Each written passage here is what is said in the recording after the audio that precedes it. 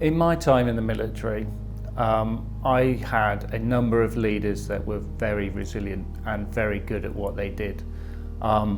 Unfortunately, not all those leaders were, resilient and good at what they did. However, the ones that were stood out to me immensely. And those guys not only looked after themselves, but they looked after everybody around them. They were totally encompassing in their leadership and actually displayed resilience at times, that they took a lot on their own shoulders to protect their team. So resilient leadership to me means several things. It means that they would be resilient themselves. They would be able to deal with the majority, because nobody can deal with everything. They would be able to deal with the majority of stresses and strains. But also I think it's important that a leader is aware of what's going on with their team.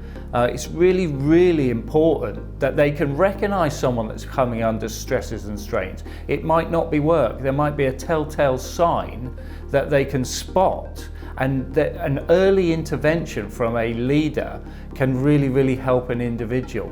So resilient leaders, to me, it's not just about their own personal resilience, it's about being able to empathise with their employees and team members as well. And that goes up and down the channel as well. That goes to your boss.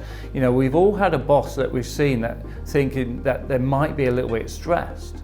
However, how many of us have stepped in and said, is everything okay? Building resilience is a little bit like weight training.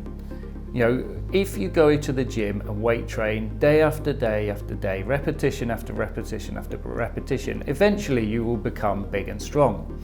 Now our minds work in exactly the same way. If we employ good habits, tools and techniques every day and repeat them, we become more resilient.